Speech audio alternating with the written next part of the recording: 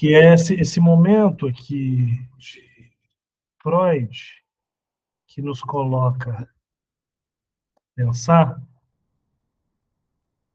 que é, né, todavia, ao se afirmar que uma moção pulsional está recalcada, na realidade, muito pouco terá sido dito dela, né?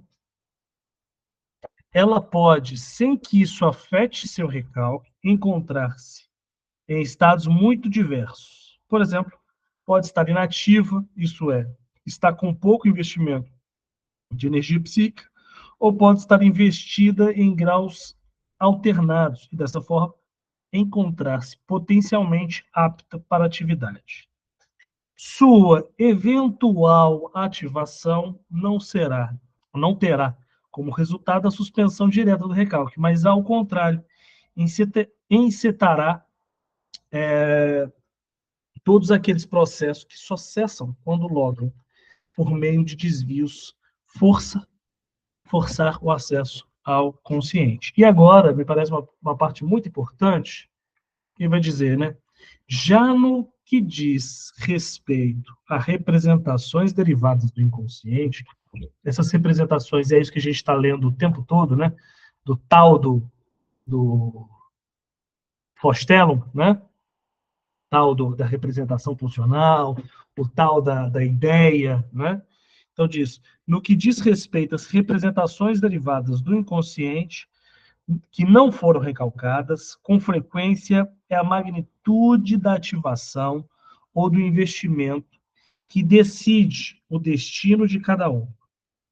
É um fator corriqueiro que uma representação derivada não sofra recalque, apesar de possuir um conteúdo potencialmente propício para entrar em conflito com um conteúdo consciente dominante. Veja bem, isso acontece porque a representação derivada está com pouca energia. O fator quantitativo mostra-se, portanto, decisivo para o conflito. Vamos ler de novo. O fator quantitativo da representação é o que é decisivo para o conflito. Levando em conta que a gente está trabalhando a psicanálise freudiana aqui, enquanto pulsional, é muito crucial que a gente escute isso, que o fator quantitativo da representação, que é o decisivo, né? Assim que a representação basicamente sentida como repulsiva se fortalece, além de certo nível, o conflito se atualiza. E é justamente sua ativação que traz a reboque o recalque. Ou seja, quanto mais investimento, mais quantidade de energia houver nessa representação, mais recalque ela funcionará. Então, veja bem que o Freud está nos apontando aqui, que há uma força de um lado, e a força do recalque só vai acontecer de acordo com a força do inconsciente. Mais para baixo aqui a gente vai entender o que ele está falando, porque ele vai fazer essa jogadinha, por isso que eu quero que vocês circulem bem o fator quantitativo, porque tem um negocinho aqui bom para nós.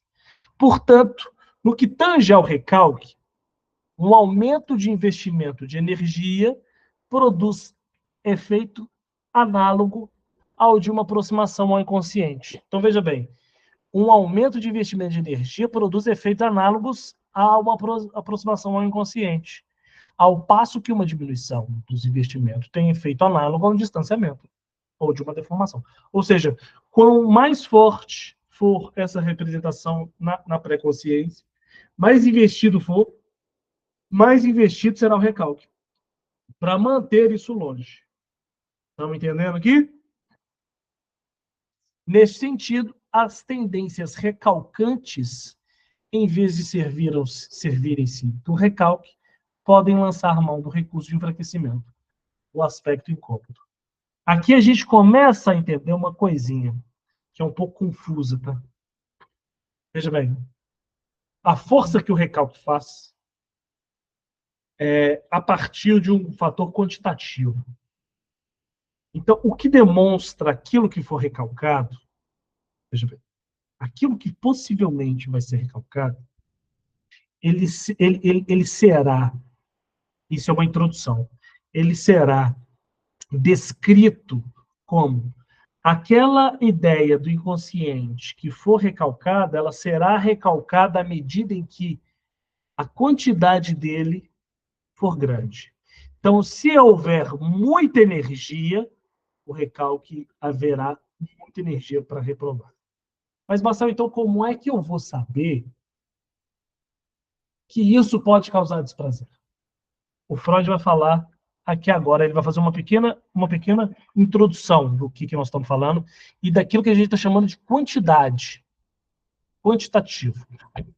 Discorremos até o momento sobre o recalque de um representante pulsional, entendendo este último como uma representação ou um grupo de representações investidos pela pulsão com certa quantidade de energia psíquica, libido ou interesse. Então, aqui o Freud, quando alguém te perguntar o que é representação pulsional, aqui o Freud dá o conceito da representação, do que é um representante pulsional. É uma representação ou um grupo de representações investidas pela pulsão com certa quantidade de energia psíquica. Ok?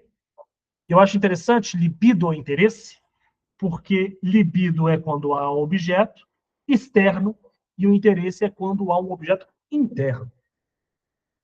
Então, veja bem que ele utiliza os dois, que no alemão está libido e Reiz. Reiz é o investimento interno, é aquilo que provoca. É quando uma pessoa elege um órgão do corpo, por exemplo. Né? E aí ele vai seguindo. A observação clínica nos obriga, agora, a decompor que até então havíamos considerados como homogêneo, pois nos mostra que, em paralelo à representação, entra em questão outro elemento, Maria, que também representa a pulsão, cujo recalque pode ter um destino bem diferente do recalque da representação. Para este outro elemento do representante psíquico, tem sido adotada a designação de quantidade de afeto. Olha aqui o que Freud está dizendo. Com o fator quantitativo, aqui em cima, quantidade de afeto, aqui embaixo. Aqui nós temos uma nota rodapé da Standard. Eu vou ler essa nota rodapé para vocês. Está dizendo, expressão no período de parceria com Breuer, os últimos parágrafos de neuropsicose de defesa. Ou seja, a quantidade de afeto, Freud está estudando desde que o mundo é mundo. Então, a gente começa a compreender que o afeto é uma coisa absurdamente importante na teoria freudiana, pouquíssimo estudado. Porque a gente sempre vai levar em consideração somente o ponto do ideal, né? As ideias pulsionais, as ideias. Mas a gente, na verdade, trabalha com afeto. Por isso que eu sempre insisto, né? De que a gente, na psicanálise, trabalha com a consciência, né? O inconsciente. O inconsciente, ele é o resultado. E aí ele continua. Ele corresponde à pulsão, na medida em que se desprendeu da representação e encontra expressão, de acordo com sua magnitude, em processos que se fazem perceber a sensação na forma de afetos. E aqui, outra tradução, muito importante, outra nota. A nota vai dizer o seguinte, affect, que ele está se referindo a essa palavra em alemão, afetos, affect, olha que importante isso aqui. Embora aqui o termo seja usado na acepção de energia, que ao se expressar na consciência adquire uma qualidade, olha como que é preciso essa tradução. Acepção de energia, que ao se expressar na consciência adquire uma qualidade. Eu vou explicar isso daqui a pouquinho para vocês, para que a gente possa entender melhor. Em alemão, o termo evoca a ideia de excesso, de descontrole das emoções, que transborda. Observação: ao longo da obra de Freud é empregado com frequência com essa conotação e ligado à irrupção de medo, que é a nossa angústia, né? Então veja bem como é importante essa nota para nos dizer que o afeto ele é uma ideia de excesso na construção freudiana. Que excesso? Um excesso que se expressa na consciência tendo uma qualidade. Então, se a gente começar a pensar, Iago, o Freud está dizendo para a gente o seguinte: o recalque vai medir o quão investirá na sua barra, no seu modo de impedir com que essa ideia inconsciente apresente, a partir da quantidade de afeto. Então, ele vê lá na consciência que a consciência está sendo muito afetada, está tendo um transbordamento de emoção. Ele vai dizer, esta ideia que está ligada a ele não pode aparecer, não. Enquanto tiver uma redução de energia, uma redução de afeto, uma redução de expressão de emoção, diz, então a gente não precisa investir tanto, que não é tão importante isso. Estão conseguindo pegar essa ideia? Que bom. Vou tomar como sim. De agora em diante, quando... Olha, esse gato está aqui dentro. Quando descrevermos um caso de recalque, precisaremos acompanhar separadamente o que, em decorrência do recalque, ocorreu com a representação e com a energia pulsional a ela aderente. Sabe? Mariana?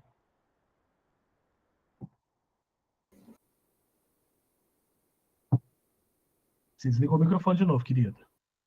Foi mal.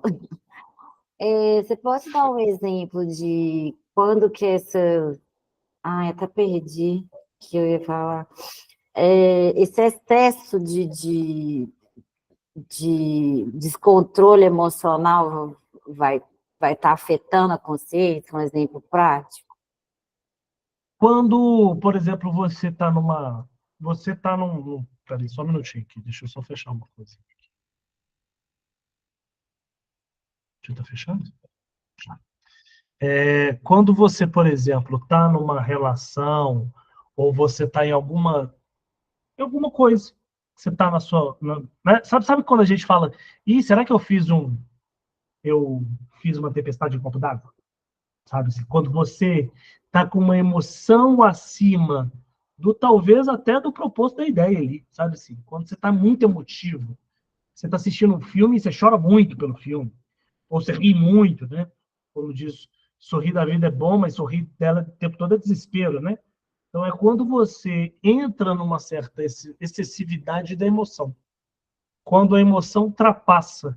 O recalque vai entender que aquela energia, ela é representada por alguma ideia inconsciente. Então, essa ideia não vai aparecer na consciência. Por isso que o sintoma é uma coisa que não dá muita empolgação na gente. Assim como uma certa emoção, super feliz, você está muito apaixonado. Você está muito apaixonado. Você fala, gente, eu amo essa pessoa de uma forma tão absoluta.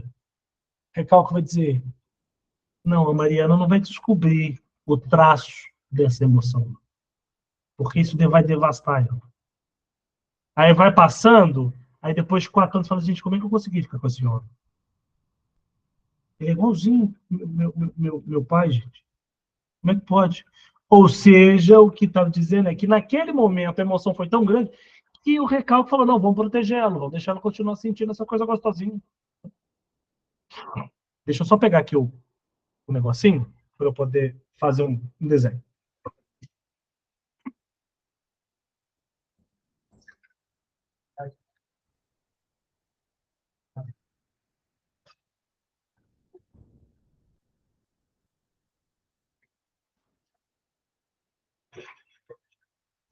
Vou tirar um gato.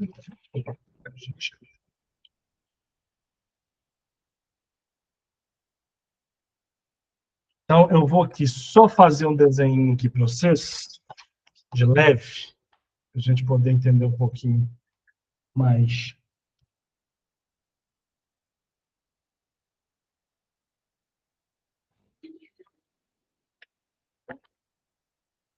Vamos lá. Então, a gente estava entendendo como é que funciona o recalque na semana passada, né? Na razão, 15 dias atrás. A gente está falando do recalque primário e do recalque secundário. Aqui é consciente, a pré-consciência e a consciência. Então, veja bem, quando brota, eu gosto dessa palavra brotar, porque ela é uma das traduções para Reiz, que é o estímulo, o interesse. Quando há um estímulo externo do corpo perceptivo, né, daquilo que é percepção consciente, que o aparelho psíquico freudiano ele é uma bola, né? Porque é uma percepção, começa pela percepção e se deságua na consciência. Então, o aparelho psíquico é, eu percebi alguma coisa do mundo externo, aquilo criou-se em mim um estímulo, um interesse. Esse estímulo, então, vai passar por todo o aparelho psíquico e se desaguar na consciência.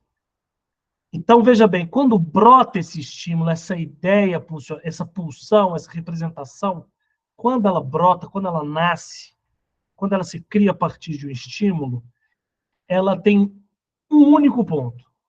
É a quantidade a qualidade e a quantidade. Certo? Ela tem a sua força energética e a sua ideia. Automaticamente, quando brota esse interesse, a força vai para a consciência. Então, a quantidade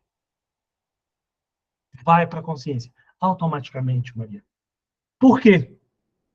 Porque tudo aquilo que nasce do inconsciente é sentido no corpo. Se é sentido no corpo, há uma percepção consciente deste corpo. Eu sei que o meu corpo existe e eu sinto aquilo que é do meu corpo. O que eu sinto? Não sei. Eu estou sentindo mal-estar, sabe? Eu sempre brinco assim. Inteligência, para mim, são duas coisas. Quando você está com dor de cabeça e sabe que é fome, e a outra é quando você está sentindo mal-estar e sabe não é mal-estar. Porque isso é inteligência corporal, isso é inteligência consciência, isso é inteligência inconsciente. Porque sempre haverá uma quantidade que chegará ao corpo. O Freud chamou de afeto. E levando a tradução, aqui uma acepção de energia que se expressa na consciência adquire uma qualidade. E para adquirir uma qualidade, ela precisa disso aqui que ficou. Então, veja bem, a parte da energia, que é o quanto, a quantidade, a força, sempre, ao brotar, vai para o corpo. Por quê, Rebeca? Porque quando você sente um estímulo, você sente esse estímulo na hora. Por exemplo, vamos lá dizer que você está ali num lugar onde tem uma pessoa, vou trazer para o âmbito sexual, sexual enquanto órgão. Você está ali, você e uma pessoa, um grupo de pessoas, e aí você tem uma pessoa que você está interessada nela. E aí ela bota a mão no seu braço, ela faz um aperto, isso na hora brota no seu corpo, um arrepio. É isso aqui. Por quê? Porque o affect, em psicanálise, é um termo que evoca a ideia de excesso, de descontrole das emoções. O que é um descontrole das emoções? Aquilo que não está mais no estado de nirvana, homeostase, não está no zero. Subiu para 12, subiu para 50. Ou aquela pessoa tocou em você, que você tem tanta ojeriza daquela pessoa, que foi para negativo, menos 50. Você sentiu mal com aquilo. Então, quando algo do mundo externo, você percebe alguma coisa desse mundo, é automaticamente o que o seu corpo vai sentir. Isso é a quantidade de energia. E aí aquilo pode manter, Iago, por mais tempo. e aquilo se mantém por mais tempo, e aquilo se mantém por mais tempo. Você fala, gente, tem 4 dias que eu estou sentindo angustiado, o que está acontecendo? Vai lá falar na sua análise. Porque aí é a possibilidade de fazer com que esta quantidade que já está na consciência se ligue à sua qualidade, se expresse qualitativamente. E aí, quando o Freud vai dizer que o recalque, a força da quantidade, é medida pela. É também a força do recalque, né? Quanto mais forte for essa energia na consciência, mais forte o recalque vai pedir que essa ideia chegue lá para se realizar. É isso que o Freud está dizendo. Então, o recalque secundário vai impedir que a pré-consciência invista esta ideia para se colar a aquilo que eu sinto. Né? Por isso que o nome do grupo é Pulsões e Seus Sentidos, não seus destinos. Quer saber mais qual é o destino dela, não. Quer saber como é que eu vou senti-la. Compreendendo, Lilian? Dando para entender? No caso, ele chega enquanto representante da pulsão, não é isso, Marcelo? Como é que é? No caso, essa ideia, né, isso que se liga à quantidade, depois ele vai chegar enquanto representante da pulsão, e não enquanto a pulsão propriamente dita, não é isso? Exatamente, exatamente. O Freud vai falar, que no início, não sei se é nesse texto ou no texto do inconsciente, mas eu acho que é no texto do inconsciente, que tudo aquilo que ele vai chamar de pulsão, ele vai se deparar que a pulsão, de fato, ela não se apresenta, né? Mas sim uma ideia dela. E aí, aqui é importante a sua pergunta, porque ele vai dizer, cadê? Aqui, ó, uma quantidade, não, cadê? Aqui mesmo. A observação que outro elemento que também representa a pulsão, cujo recalque pode ter um destino bem diferente, ou seja, que o afeto também é um representante da pulsão. Por quê? Porque ele é a quantidade da representação. Ele também é fostélogo, mas fostélogo afecta, ou seja, uma representação que afeta o meu corpo. Enquanto a ideia está lá recalcada, a representação afeta. Certo? Então, seguimos. Gostaríamos muito de poder afirmar algo geral a respeito dos destinos de ambos os elementos da poluição. Mas isso só nos será possível depois de nos situarmos melhor. No que tange à representação, podemos afirmar que, se a representação que representa a pulsão era antes consciente, seu destino mais provável será desaparecer do consciente. Se a representação estava prestes a se tornar consciente, seu destino será ser mantida afastada da consciência. Essa diferença é pouco importante quanto saber se convidei um hóspede indesejado a se retirar da minha sala de visitas ou do meu vestíbulo, ou se sequer eu o deixei transpor a soleira na minha porta de entrada tão logo reconheci. Então, assim, de onde isso vem para onde isso vai, para o inconsciente não interessa. Interessa que ele quer sempre que isso se realize, né? Quanto ao fator quantitativo do representante pulsional, pode-se ter 3 destinos. Basta uma simples mirada no conteúdo, no conjunto das experiências da psicanálise para constatar. A pulsão pode ser totalmente reprimida. Veja bem, agora ele usa a palavra reprimida. Ele está usando antes recalque. Por isso, inclusive, que está aqui, ó, Unterdrückt, que é repressão. E agora nós vamos ler essa nota de rodapé porque precisa entender. Supressão, reprimido, conotação de reprimir, sufocar. Frequentemente adotam em português os termos suprimir e recalque ou repressão. Preferimos preservar para a repressão, né, Unterdrückung, a repressão, pois corresponde melhor. No capítulo 7 da interpretação dos sonhos, Freud diferencia a repressão de recalque. O primeiro referindo-se ao esforço consciente de reprimir um sentimento consciente inadmissível, né? E o segundo, ao processo pré-consciente de evitar o acesso desses sentidos à consciência. Então, veja bem, o primeiro é referir o esforço consciente de um sentimento consciente. Então, é como se eu estivesse tendo um sentimento, um afeto, que eu não quero ter. Então, eita. Então veja bem, na condição que a gente já completa bem o nosso funcionamento, porque isso aqui é a repressão. A repressão, como nós falamos no último encontro, é o trabalho cultural. Então, a minha cultura determina o que eu posso sentir. Porque é a minha cultura que determina o que eu posso fazer com o meu corpo. Né? Então, dessa proposta, o meu corpo será sempre um objeto cultural. E aí, se eu quiser movimentar de forma rebelde, eu não estarei ofertando o meu corpo para a cultura. Aqui a minha repressão vai me cobrar. Sabe quando a gente fica pensando se eu faço ou se eu não faço? Nossa, eu não sei se eu faço tal coisa, eu não sei se eu faço ou se eu não faço. É na medida em dizer, se eu fizer, eu posso perder o amor do outro. Né? Se uma família tradicional tem um filho, uma filha que é homoafetivo, e essa pessoa fica ali, será que eu sou, será que eu faço, não faço, será que eu conto, não conto? Isso é um certo receio, um certo medo, que é a repressão quem coloca. O recalque não está nem aí para isso, não.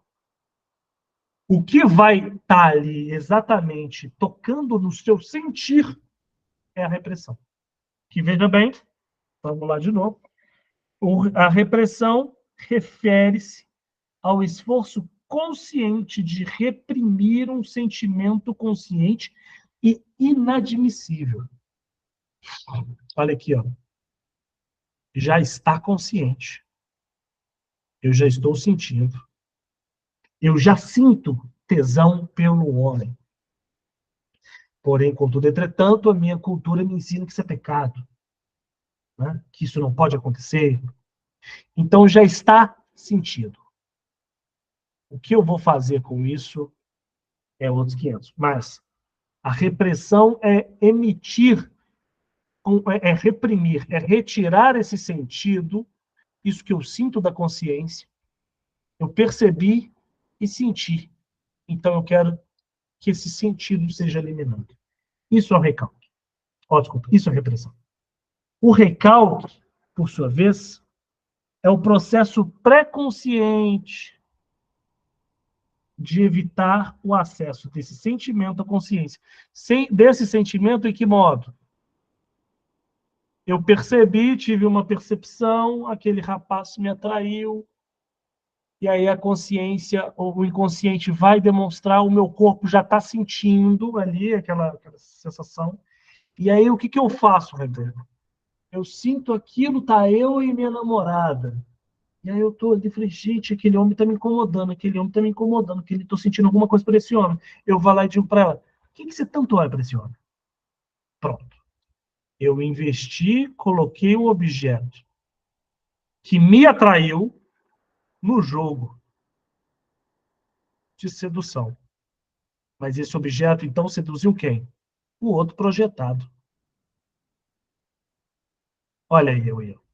Olha eu dando caminho cultural para este homem que eu quero sentar. Tô doido para sentar nesse homem.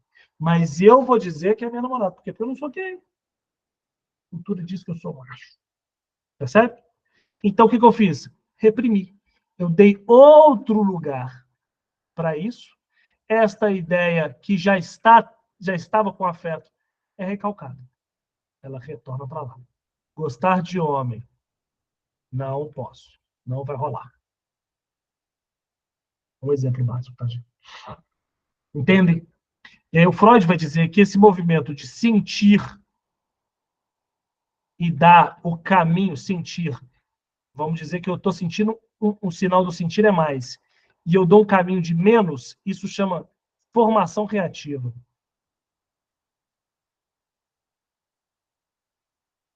Eu transformo tudo.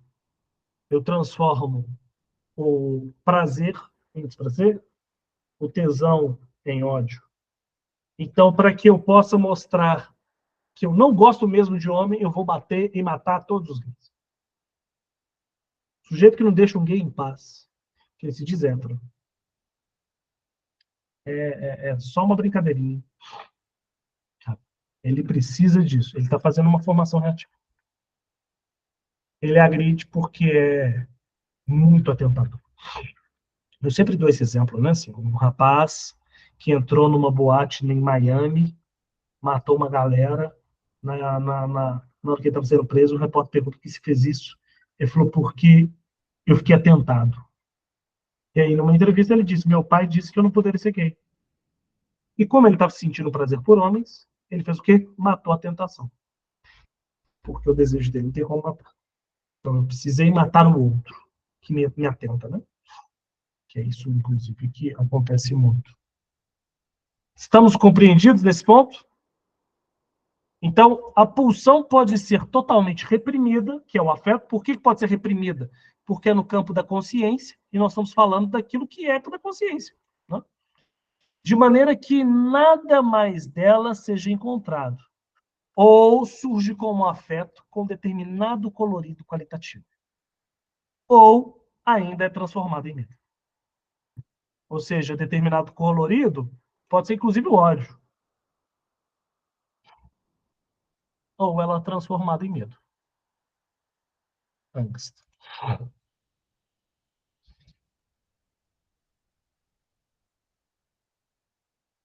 Isso.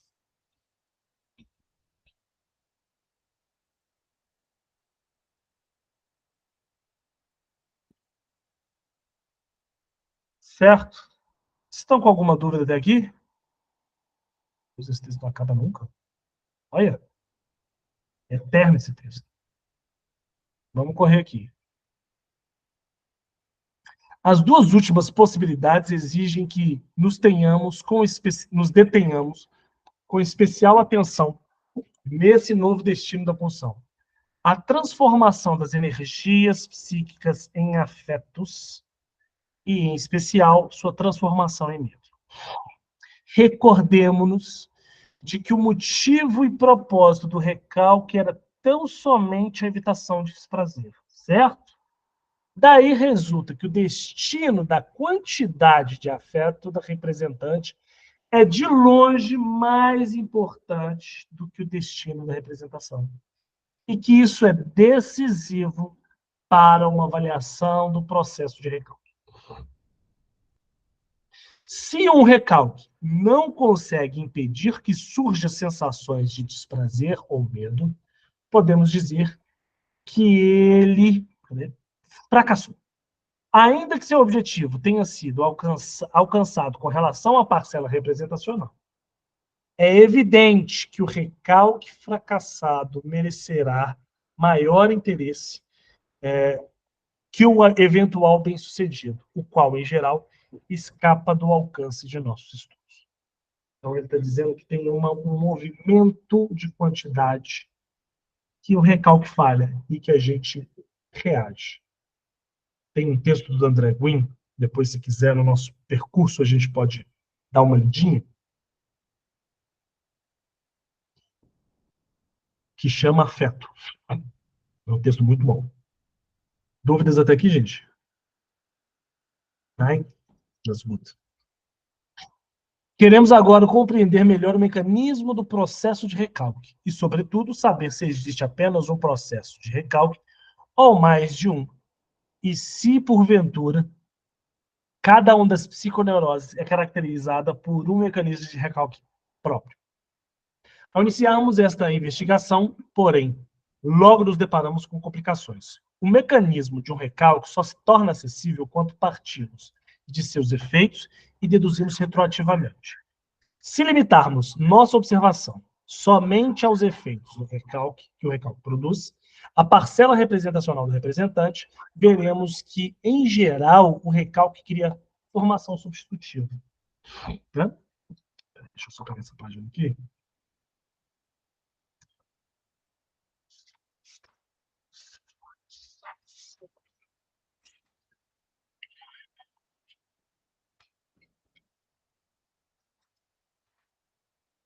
Então, vamos lá. Qual é, então, o mecanismo de tal formação substitutiva, ou existem aqui também vários mecanismos a serem distinguidos? Sabemos que o recalque deixa sintomas para trás. Né? Atrás de si. Será que podemos, então, considerar que a formação substitutiva e a formação de sintomas coincidem? E se isso diz respeito ao conjunto, o mecanismo da formação de sintoma também coincide com o do recalque? Até o momento, tudo parece indicar que ambos divergem por completo, que não é o próprio recalque que cria as formações substitutivas e sintomas, mas que esse último são indícios de retorno do recalcado. Vamos lá, né? E aí ele diz, né? E devem seu surgimento a processos inteiramente diferentes. Então, gente, o que ele quer dizer que não é o recalque que cria o sintoma, mas o retorno dele. O que significa isso? Diga-me. Diga.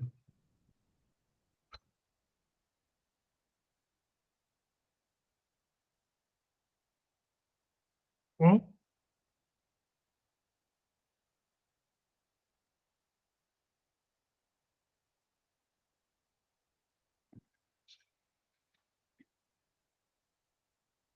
Não? Ele vai dizer assim, que assim, antes de proceder ao exame de um mecanismo de recalque, parece ser mais adequado estudar os mecanismos de formação substitutiva e de sintomas, que é retorno do recalcado. É claro que não há lugar aqui para especulação. Antes cabe uma cuidadosa análise das consequências provocadas pelo recalque nas diferentes neuroses. No entanto, devo sugerir que se adie também este trabalho até que tenhamos formado uma ideia mais confiável da relação do consciente com o inconsciente. Todavia, para não deixar a presente discussão se extinguir de forma tão insatisfatória, quero antecipar que o mecanismo do recalque não coincide com mecanismos de formação substitutiva. Que existem diversos mecanismos de formação substitutiva muito diferentes entre si e que ao menos uma coisa é comum aos diversos mecanismos do recalque: investimento da energia recolhida. Né? Ou, quando tratamos de pulsões sexuais, a libido é recolhida.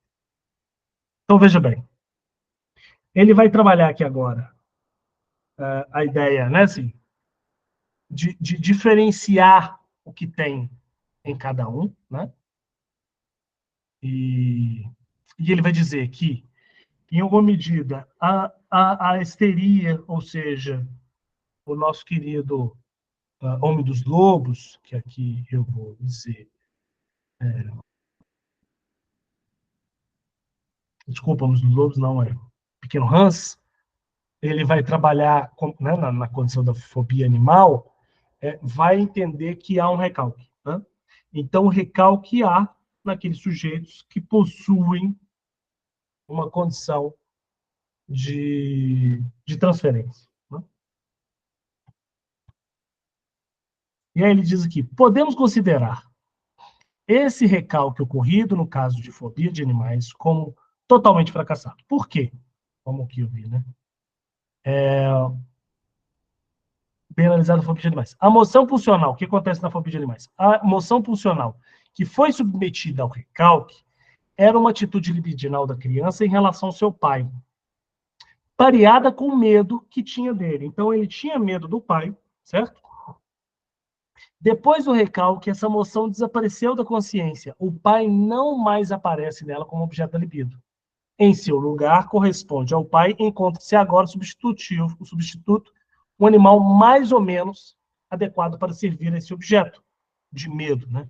A formação substitutiva da parcela representacional produziu-se pela via de um deslocamento. Esse deslocamento ocorreu ao longo de uma cadeia cujas conexões obedecem certas determinações. Quanto à parcela quantitativa, esta não desapareceu, mas se converteu em medo. O resultado é um medo do lobo no lugar de uma demanda amorosa em relação ao pai. Ele está falando que, na verdade, era do homem do lobo, não era do pequeno onça. Mas o homem dos lobos, no caso do homem dos lobos, é uma psicose. É um estado limite, não é uma neurose. Né? Mas aqui ele trouxe a restrita como funciona com um neurótico. Né? Obviamente, as categorias aqui empregadas não são suficientes para explicar nem mesmo o mais simples dos casos de psiconeurose. Podemos considerar que esse recalque ocorrido da fobia de animais como totalmente fracassado.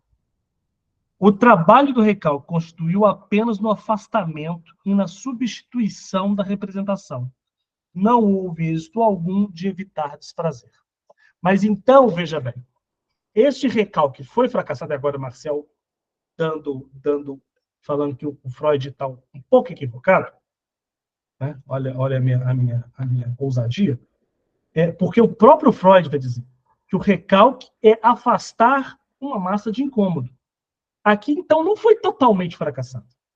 Aqui houve um afastamento de uma massa, mas não do incômodo. O incômodo permaneceu. Porém, contudo, entretanto, a massa não. O que é melhor para a gente? Ter pânico do pai ou de um lobo? O pai a gente está vendo diariamente. O lobo não. Então, é muito mais fácil substituir o pai por um lobo que eu vou ver uma vez ou outra, do que ter esse pai que eu vejo todo dia. Né? Alguma dúvida, gente? Vamos seguir, então. O que se segue é a formação de uma tentativa de fuga, a fobia propriamente dita, a qual consiste em uma quantidade de evitações que deve impedir a liberação do medo. Um exame mais específico permitirá que compreendamos por meio do mecanismo a fobia alcança o seu objetivo. Ela está corretíssima.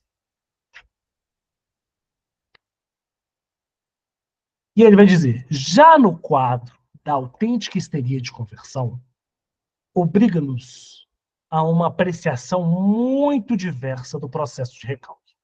No caso, o que sobressai é o fato de que o recalque pode conseguir levar a um total desaparecimento da quantidade de afeto. Enquanto um desloca o afeto, certo? Desloca o afeto de um objeto para o outro, a histeria faz o quê? Desaparece o afeto. O doente demonstra, então, uma relação a seus sintomas, um comportamento que o Charcot designou de la belle indifférence des hystériques. Entretanto, em outras ocasiões, esta repressão, Unterdrückung, não tem um êxito tão completo. Uma parcela das sensações penosas pode prender-se aos próprios sintomas, ou ainda pode ocorrer que não tenha sido possível evitar uma liberação parcial do medo. O que, por sua vez, aciona o mecanismo de formação de fobia. O conteúdo representacional do representante pulsional foi retirado por completo da consciência. No lugar deste, como formação substitutiva, e ao mesmo tempo como sintoma, encontra-se uma inervação ultraforte, em casos típicos, somática, e que pode ser ora de natureza sensória, ora motora. Essa inervação ultraforte pode assumir uma forma de excitação ou de inibição. No exame mais detido, o local ultrainervado revela-se como uma parcela do próprio representante pulsional recalcado, a qual, como por condensação, atraiu todo o investimento para si. Então, veja bem, enquanto um desloca de um objeto para o outro condensa de um para o outro. Vou dar um exemplo de o que é condensação depois. Evidentemente, também esses comentários não elucidam por completo o mecanismo de uma histeria de conversão. É preciso, sobretudo, acrescentar o fator de regressão, mas esse será tratado em outro contexto. Então, só para a gente poder ter uma noção aqui do que a gente está falando, enfim, o que a gente está falando. Veja bem, nós temos aqui um ponto que é o seguinte: eu tenho um objeto, esse objeto é um objeto causador de desprazer. O que é o desprazer? O desprazer é quando uma representação pulsional oferece possibilidades de ser desprazerosa. Por que ele oferece? Por que o recalque sabe? Porque a quantidade de energia, chamada afeto, já se descreveu lá na consciência. Então, quando o afeto está lá na consciência, ele já está dizendo se ele é desprazeroso. Por quê? Porque causou meu mal-estar. Se só a quantidade é desprazerosa, imagina a ideia disso. E é interessante que o Freud faz, em certa medida, um movimento contrário ao Marx. Né? O Marx vai dizer que a ideia, assim, a prática não serve para nada. Que o Freud vai dizer o afeto sem a ideia serve para nada. Então, a ideia é necessária. Aquilo que a gente chama tanto na psicanálise de desejo. O desejo, ele pode causar desprazer. Por quê? Porque o Freud é categórico no mal-estar de civilização. O desejo, ele é desprazeroso porque você desconsidera a existência do outro. Para você desejar, você precisa excluir o outro. O desejo é só seu. Não existe desejo compartilhado. Né?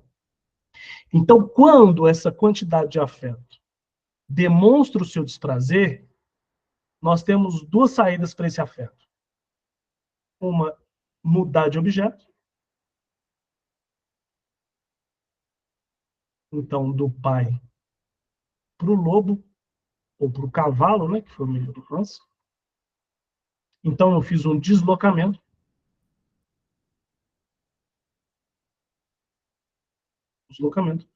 Ou retirar por completo a existência do objeto, que é a conversão histérica. Mas essa conversão começa a colocar, Ian, o seu corpo a paralisia. Né?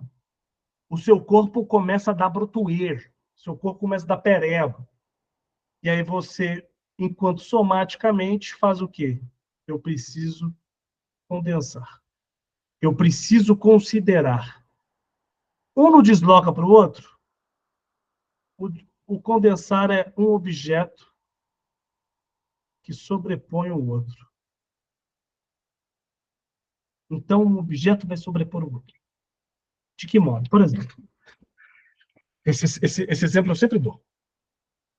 Um paciente chega dizendo assim: Marcel, eu tive um sonho muito louco, que eu abri a porta da minha casa e estava cheio de pena no chão. E tinha um corpo morto no sofá. E aí eu, curiosamente, pergunto: pena de quem? A minha pergunta, pena de quem? Eu quis saber de qual animal. Ele pensou no sentimento. Ele, então, começa a chorar, dizendo que aquele corpo morto era o corpo da mãe. Que a mãe estava muito doente. Então, veja bem, ele quer dizer que ele está com pena da mãe. Veja só como funciona a condensação. Ele coloca um sentido sobre o outro, para não ter que se haver com aquele afeto de ter pena da mãe. Então é isso que o sujeito faz, o sujeito histérico faz. Primeiro retira, como diz o Freud aqui, ele retira o total desaparecimento da quantidade de afeto. Ele retira aquilo que afeta. Ele retira a quantidade. Então, o que resta? Só preciso me preocupar recalcando com a ideia. Só que não tem jeito. O sujeito vai se angustiar. E aí, à medida, o Freud vai ser categórico aqui, né? Aí ele vai dizer, então nós temos uma coisa, assumir a forma de excitação ou inibição. A inibição, ela é o estado anterior, primitivo, para que não se sinta angústia. E o que esse sujeito aqui fez? Inibiu, a partir da linguagem, o que ele sente pela mãe. Percebe onde funciona, onde que está a questão que a gente precisa? A gente precisa atuar sobre o afeto. Então, por isso que é muito importante, e por isso que atualmente eu tenho gostado tanto do Ferenczi, porque o Ferenczi é um analista, sobretudo, do afeto. Então, quando eu estava dando uma supervisão hoje com a moça, e aí a gente, né, assim, a gente na supervisão, e eu percebo que, falou, olha, deixa eu te fazer uma pergunta. Como que essa moça se sente? Não sei do que você está falando. E eu digo, olha, a gente precisa saber como essa moça está se sentindo a partir disso. Como é que ela se sente a partir disso que ela está levando. Então, vamos começar a se interessar por ela? A se interessar por aquilo que ela está dizendo? De que modo? Fulana, você está me dizendo isso aí, né? Mas como é que você está se sentindo? Qual que é a sensação? Porque o que eu estou querendo nada mais é, quando eu digo sentir, é porque ela já sente. Eu preciso dar palavra para ela. Palavra por o que ela está sentindo. E aí que está um equívoco, por exemplo, de uma clínica, por exemplo, uma clínica lacaniana que desconsidera o corpo. Né? Se eu desconsidero o corpo, se o corpo é só linguagem, então quer dizer que eu só tenho palavra. Não, não, não. O corpo é sentir. Lacan é categórico de dizer que o corpo é real, contornado e investido pelo simbólico e pelo imaginário. Então, se esse corpo é real, tem sentido que eu não vou ter palavra, mas a maioria dele eu posso responder sim, senão eu não precisar fazer nada. Então, é nessa condição que eu quero dizer que a gente precisa trabalhar o afeto para a gente poder chegar em alguma ideia, para a gente ter alguma ideia do que esse mal-estar está acontecendo. Por fim, o Freud vai dizer, né? Poderíamos considerar que o recalque da histeria fracassa por completo, pois ele só se viabiliza à custa de um enorme número de formações substitutivas. Entretanto, com relação à eliminação de determinada quantidade de afeto, esta sim, sua verdadeira tarefa. Ele é, em regra, um sucesso absoluto. Por fim, o processo do recalque da histeria de conversão encerra-se com a formação do sintoma e não necessita mais, como ocorre na histeria de angústia, continuar no segundo tempo, ou na realidade prosseguir indefinitivamente. Então veja bem, nós temos aqui um Freud dizendo que a histeria de conversão se encerra na formação de sintoma. E aí, quando alguém perguntar para vocês assim, ok, por que a gente não está tendo mais essas histéricas, esses histéricos conversivos, paralisantes? Normalmente as pessoas vão responder. Mas a gente está. Não. A gente tem muitos objetos ofertados. Então, quanto mais objetos for ofertados, menor é a conversão histérica. Por quê? Porque a conversão histérica se encerra com a formação de sintoma. Esse tanto de objeto oferecido é uma formação de sintoma. Então, o que fazia o Freud dizer? Um sujeito ter uma doença nervosa moderna era exatamente a condição de não ter onde descrever a sua sexualidade. Sua sexualidade na condição de prazer no corpo. Se o homem, o gênero, o homem, tem um puteiro, a mulher não tem. Logo, ele não fica conversivo. Entende? Por quê? Porque ele tem locais onde vai depositar o quê? O afeto. Onde essa energia do corpo tem lugar. Sobretudo para o homem. Para a mulher, não. Mas hoje é oferta de objeto para todo mundo.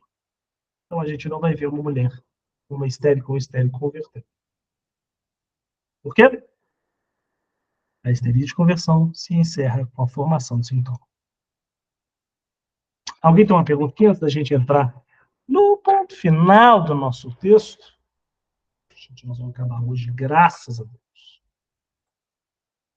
Temos aí alguma pergunta?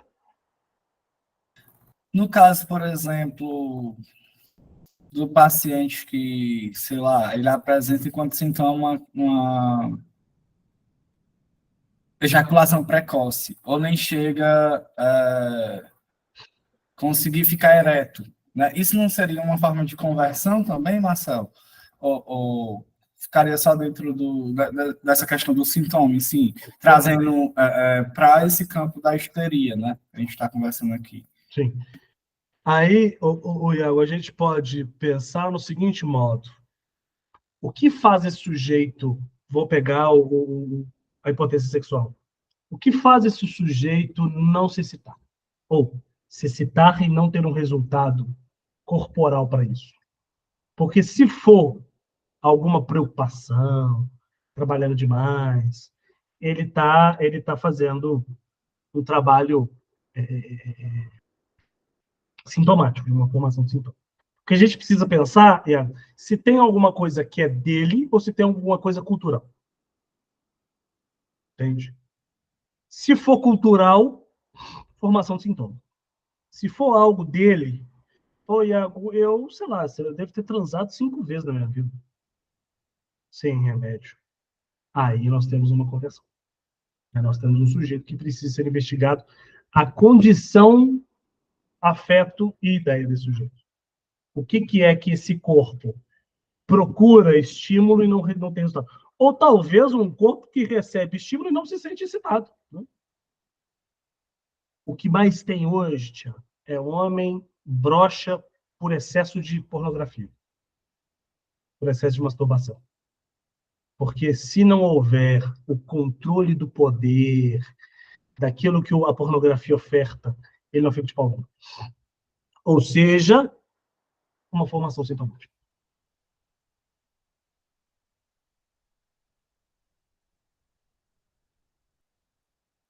Massa, Marcelo. Massa, obrigado. E na neurose obsessivo-compulsivo, né, a terceira afecção que abordamos a título de comparação. O recalque nos apresenta um quadro bem diverso. Aqui ficamos inicialmente em dúvida sobre o que devemos encarar como representante. O que está submetido ao recalque, se um anseio libidinal. Estou pensando aqui, Iago, inclusive, até a pornografia pode ser uma conversão também. Estou pensando aqui agora. Porque pode ser a retirada completa do afeto. Então, a gente precisa do afeto para saber se é uma conversão histérica, porque aí não interessa os objetos, não interessa quantos objetos me ofertam. Eu só quero aquilo. Aquele representado pelo poder. Porque aí não seria pela inibição, seria pela excitação.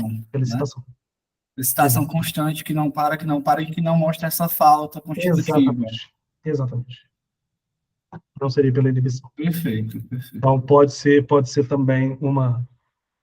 não dá para cravar que seja uma formação de sintoma. Pode ser uma conversão histérica com muita gravidade. Tudo vai depender da forma como o sujeito coloca isso, né? Assim. Dá para a gente poder pensar a partir de como o sujeito lida com o afeto, com o corpo, com a reação do corpo. Porque isso é muito importante, assim. O sujeito que é nervoso, o que ele faz? Ele conversa, ele chora, ele bate. Qual é a saída que ele dá para esse incômodo corporal? A gente vai para a análise exatamente para dizer o que eu faço com o incômodo. Porque quando eu termino o namoro, eu estou incomodadíssimo, meu corpo não está se aguentando. E aí, o que eu vou fazer com isso? Normalmente, os homens vão agredir. Né? Tá aí um livro escrito para poder dizer de como que os homens resultam do seu afeto, daquilo que afeta o corpo, do transbordamento de emoção. E o Freud... Inclusive, Marcelo, eu trouxe isso, achei muito interessante, porque eu já escutei uma pessoa, né, que ela colocava quase isso. Ela colocava assim, para que não... em uma discussão com a parceira, para não chegar ao ponto assim extremo, ele ia para o bar beber. E aí, assim, ao invés de tomar uma, duas cervejas, ele tomava uma caixa e voltava para casa muito doido e tal, né? E aí, interessante isso. E veja bem isso que você está dizendo, porque eu tive um paciente que eu fiquei muito preocupado, que eu acreditei muito que ele fosse agredir a esposa, a ex-esposa, no caso. E aí eu disse a ele assim, então o que você está me dizendo é que você vai agredi-la. Ele disse, não, porque não a amo tanto. Sabe assim? Então, eu não tenho tanto afeto. Isso que passa pelo meu corpo não me deixa tão incomodado, a ponto de querer destruí-lo. Porque o Freud vai dizer no narcisismo, né? Assim, é um texto que depois a gente poderia ler, né? Por toque de caixa mesmo. Que ele vai ter poucas informações pulsionais, mas ele vai dizer isso. Assim, olha, o sujeito vai trabalhar essa ideia a partir do... Se houver uma negação de satisfação, eu elimino o objeto com muita tranquilidade. Né? E aí, veja bem, aqui ficamos inicialmente em dúvida sobre o que devemos encarar como o representante que está submetido ao recalque. Se é um anseio libidinal ou um anseio hostil. A incerteza provém do fato de que a neurose obsessiva compulsiva pressupõe uma regressão, por intermédio do qual um anseio sádico entrou no lugar do amoroso. Deixa eu só ver uma coisa que nós estamos apanhando.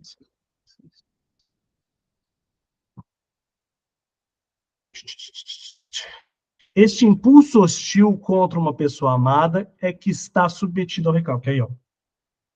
O efeito, numa primeira fase de trabalho de recalque, é bem diferente do que se verifica em uma fase posterior. De início, o recalque tem um sucesso absoluto. O conteúdo da representação é rechaçado e o afeto acaba desaparecendo. Como formação substitutiva, ocorre uma alteração do eu e um aumento da conscienciosidade social, que não podemos propriamente designar como sintoma. É o que a gente estava dizendo agora há pouco também. Né? Então, veja bem, a formação substitutiva ocorre como uma alteração do eu. Sabe quando a gente teve um assassinato aqui em Belo Horizonte esses dias por trás, que é uma coisa muito absurda. O cara esfaqueou a namorada no ponto de ônibus. Foi assim, uma cena grotesca. E aí, muita gente fala, tem que ver os efeitos. Gente, né, você tem que perceber, você tem que ver como esse sujeito. Foi unanimidade. Todos os familiares desta moça, o pai, a mãe, a irmã e um primo, não sei, que era muito próximo, diz: este homem nunca deu sinal. Aqui, ó. Como formação substitutiva, ocorre uma alteração do eu, que não podemos propriamente designar como sintoma. Aqui, formação substitutiva e formação sintoma não coincidem. Também, nesse caso, aprende-se algo a respeito do mecanismo de recalque. Como em todos os outros casos, o recalque efetuou a retirada da libido, mas agora se utilizou a formação reativa para esse fim, intensificando um oposto de via. Se a gente for pensar clinicamente um caso, isso poderia ou tem alguma proximidade com a questão da passagem ao ato? Por não conseguir, por exemplo, chegar a esse objeto, ligar essa quantidade na ideia, alguma coisa nesse sentido, o sujeito acaba passando ao ato, enquanto uma formação substitutiva. Ou por não encontrar, talvez, essa formação de sintoma, não encontrar uma maneira de aliviar esse desprazer, seria algo nesse sentido? Sim, sim. Mas agora é só fazer um outro ponto, que eu acho que passagem ao ato seria muito... passagem ao ato enquanto atuar, não enquanto conceito. Porque o conceito de passagem ao ato é quando você retira todo mundo da cena. Nem você está lá. Então, sabe aquele sujeito que mata a mulher e se mata, ele teve uma passagem ao ato. Porque ele deixa a cena do teatro vazio. O acting out é castrar o outro. Então, pensando em conceitual, me parece muito mais um acting out do que uma passagem ao ato. Entende? Então, veja bem, aqui, esse sujeito pode ter atuado. não demonstra nenhuma coisa, mas de repente, mas por uma situação no qual ele não suportou esse afeto, ele teve uma formação reativa. Estou aqui trazendo esse caso unicamente como uma possibilidade de ilustração. Não estou dizendo que foi isso. Tá? Não estou dizendo que foi isso. A formação substitutiva emprega, portanto, nesse caso, o mesmo mecanismo que o recalque, e basicamente coincide sobre ele, porém se distingue temporal e conceitualmente da formação do sintoma. É muito provável que a condição que viabiliza todo o processo seja exatamente a relação de ambivalência, na qual ocorre a inserção do impulso sádico a ser recalcado. Então, o neurótico obsessivo ele está muito mais jogado à morte. Né? Muito mais. Então, se a gente pode fazer aqui uma relação de que sujeito é capaz de matar, o neurótico obsessivo, com muito mais certeza. Porque o sujeito histérico deixa muito claro aqui que o Freud vai dizer que histérico é o quê? O recalque cria total desaparecimento da quantidade de afeto. Não é à toa, inclusive, que Lacan tem uma frase que me parece um pouco complicada, mas em certa medida não tanto, que ele vai dizer: a mulher suporta a frigidez do homem, mas o homem não suporta a frigidez da mulher. O homem atua. Porque culturalmente. É cultural que o sujeito histérico desapareça a quantidade de afeto, seja dele, seja do outro. Né? Mas o obsessivo não. O obsessivo não tem essa condição. Ele faz o quê? Uma formação substitutiva. Então, dá para a gente poder dar uma construída da ideia de uma possibilidade de se construir um caso a partir dessa complicação, dessa leitura, né? Que qual o obsessivo ele é muito mais possível. Não é à toa que ele vai falar, né? O psicanalista vai dizer que o neurótico obsessivo é aquele que está mortificado. Porém, aqui, ó, isso aqui que é a relação de ambivalência, na qual ocorre a inserção do impulso sádico a ser recalcado. Pois até vou fazer um texto aqui. Porém, o recalque, inicialmente bem sucedido, não se mantém. No decorrer do processo, seu fracasso fica cada vez mais evidente. A ambivalência que permitiu que ocorresse um recalque pela formação reativa é também o ponto por onde o recalque logra retornar. O afeto desaparecido retorna transformado em medo social, em medo da própria consciência moral e na forma de uma repreensão impiedosa. A representação rechaçada é com frequência substitutiva por meio de um deslocamento para algo menor ou indiferente. Portanto, ocorre uma substituição por deslocamento. Foi o que a gente estava aqui, ó, explicando aqui. Ó, desloca de um objeto para o outro. Contudo, em geral, há uma inequívoca tendência a restaurar a representação recalcada de forma completa e intacta. O fracasso do fator quantitativo afetivo que ocorre no recalque põe em jogo o mesmo mecanismo de fuga por evitações e proibições ao qual fomos apresentados na formação da fobia histérica. A representação é rechaçada do consciente e mantida obstinadamente afastada. Pois, com esse afastamento, se lograr o travamento motor do impulso, o impedimento da ação. Assim, no trabalho de recalque da neurose compulsiva, resulta numa luta sem êxito nem fim. O que ele está dizendo? Que eu posso ou troca de objeto como na fobia, ou eu fico ali, ó, combinação de pensamento. Sem fim. Fechei a porta ou não fechei a porta? Meu Deus do céu, se eu não fechar a porta, meu pai vai morrer. Meu Deus do céu, se eu tenho que fechar essa porta, meu Deus do céu, essa porta. O que a gente, possivelmente, algumas pessoas têm, né? Que é ficar pensando sem fim. nessa condição. Dúvidas? Vamos para o nosso último parágrafo. A partir da pequena série comparativa aqui apresentada, pode concluir que ainda será necessário empreender investigações mais extensas antes que possamos ter esperança de desvendar os processos relacionados com o recalque e a formação de sintomas neuróticos. O excepcional imbricamento de todos os fatores em jogo nos deixa uma única modalidade dispositiva, com opção. Precisaremos pensar alternadamente, ora um, ora outro, ponto de vista e seguir o curso de cada um, só até o ponto em que sua utilização estiver nos parecendo profícua. Cada uma das etapas de trabalho, quando considerada isoladamente, se mostrará incompleta.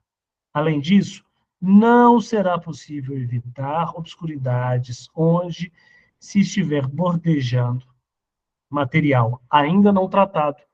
Contudo, penso que não podemos nutrir a esperança que, ao final, chegaremos a uma síntese que resultará numa compreensão bastante satisfatória do conjunto.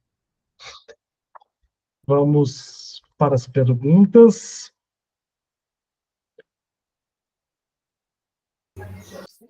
Marcel, essa ruminação de pensamento que você falou aí, isso não caracteriza o que a gente fala de ansiedade, que a pessoa não para de pensar, não?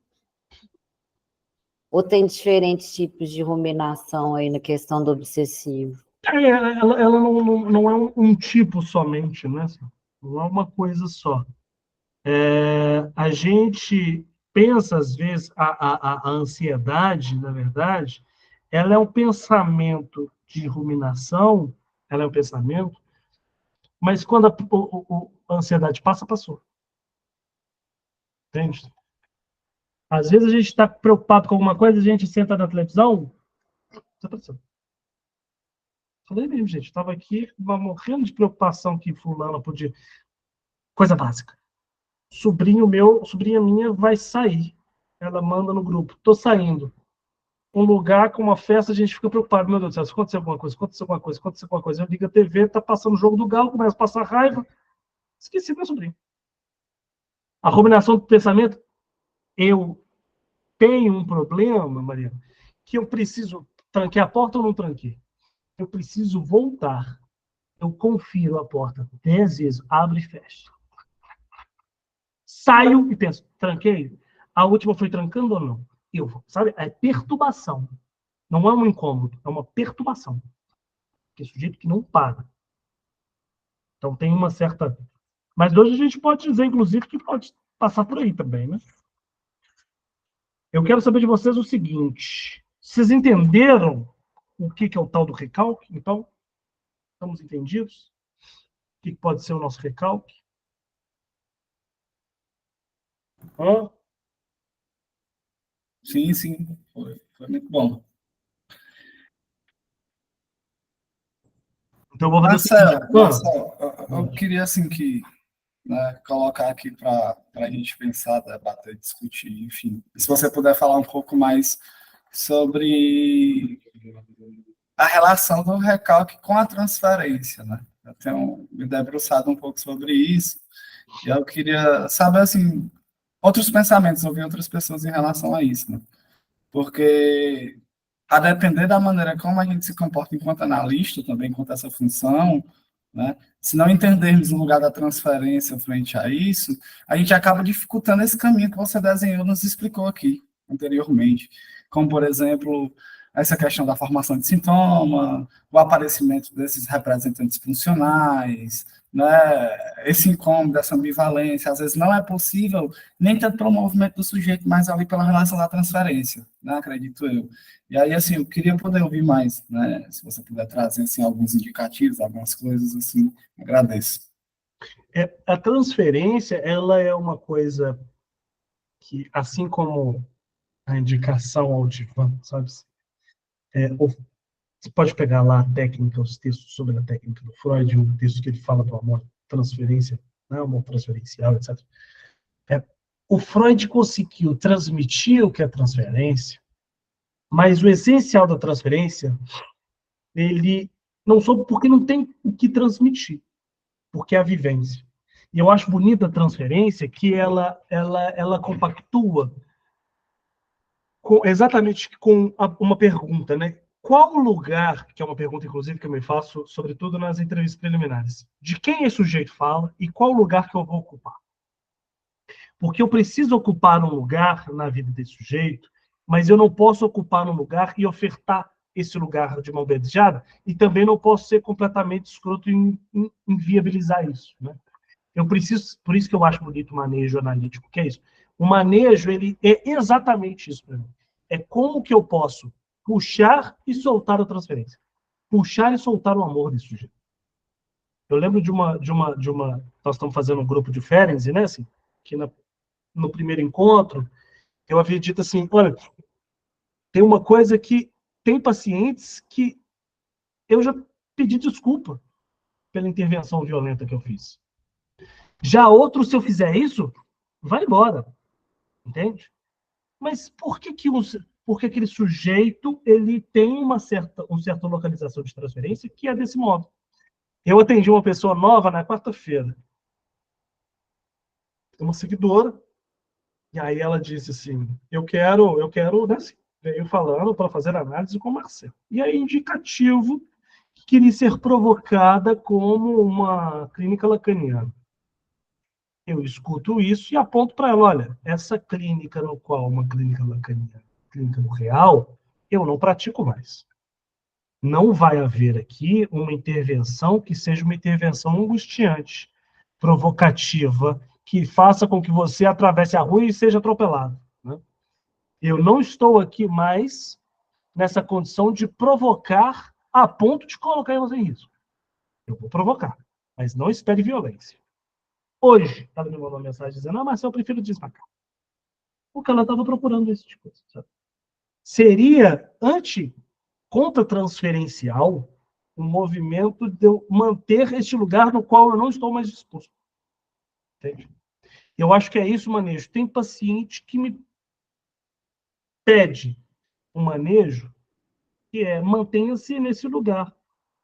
Não firme, né? Eu não acho que é um lugar firme, mas um lugar de mais silêncio, um lugar de uma pontuação um pouco mais rígida. E outros, o bate-papo come. Outros sabem de coisas que eu vou dar exemplo, eu dou exemplo da minha vida pessoal. Entende? Vou dar exemplo, tem uma paciente que ela está tendo um movimento com uma criança de 5 anos, que o marido dela, o namorado dela, tem uma criança de 5 anos. Eu fui trazer, e aí ela estava querendo quase matar a criança. E aí estava assassinando essa criança.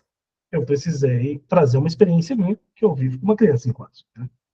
Então, outros pacientes, eu começo a falar um pouco disso. Tchau, querido. Vai com Deus. Não sei se eu respondi a sua pergunta. Sim, sim, perfeito. Isso assim, também traz, Marcelo, só para a gente finalizar aqui, né, a minha questão, do qual isso é difícil para o paciente, mas para a gente também que assume esse local de analista, né? Porque muitas das vezes a gente se coloca nesse lugar de que, não, eu vou ofertar ao paciente todos esses caminhos para que ele lide com tudo e saia daqui analisado. E esquece, né, de trazer o lugar do fracasso da análise. Sim. O nosso lugar de levar a análise a esse fracasso, que uma análise bem sucedida é esse lugar do fracasso, assim, também, né? De que vai ter coisas que nunca vão ser analisáveis, né? Enfim, obrigado aí. O Iago, tem uma coisa muito bonita, assim, que eu tenho percebido em mim, que tem sido muito bom. Eu percebi que eu fracasso bastante. Perceber que a minha clínica não é uma clínica maravilhosa, porque não existe clínica maravilhosa. A minha clínica é a clínica da chatice mesmo, do paciente falando a mesma coisa 70 vezes. Sabe? Eu acho que é isso que sustenta um paciente que está comigo há 12 anos. 12 anos falando do sintoma dele, e 12 anos eu ali escutando. Sem que eu possa dizer, pelo amor de Deus, cansativo. Ou eu vou lá e faço uma intervenção cabulosa. Não, nós estamos ali no simples. Sabe? Sim, inclusive, assim, se a gente for ver os casos que o Freud traz para a gente, ele traz muito caso que foi fracassado, né? E aí ele vai pensar a partir desse fracasso a teoria, a clínica, como é que isso se formou, por que ele fracassou, que caminhos poderiam ser possíveis a partir disso, né? Então, assim, a importância de ver isso também, assim, né? Enquanto potência, vamos dizer assim, potência bem entre aspas. Valeu, Marcelo. Eu ainda há de fazer uma espécie de jornada virtual, com mesas só né, assim, de compartilhar aquilo que a gente acredita que foi errado, que fez errado, não, equivocado, né? O paciente, sabe, porque eu escuto muito isso, assim, eu quero que o meu paciente movimente. O que é isso? O que é movimento? O seu? Ele não vai, não. Aí eu quero que meu paciente não está movimentando. Quem é que te disse isso? Quantas sessões ele falta por mês? Não, ele falta, não, ele vai toda semana. Então ele está movimentando. Nem que seja para ligar a tela, a câmera dele, mas o movimento. Para mim, o movimento do paciente, ele descreve o movimento dele indo para a análise. Isso é um paciente que movimenta. Ele está indo. Mas aí você quer o movimento seu, não é dele. Né? Você quer que ele se movimente para você sentir o grande psicanalista, etc, etc.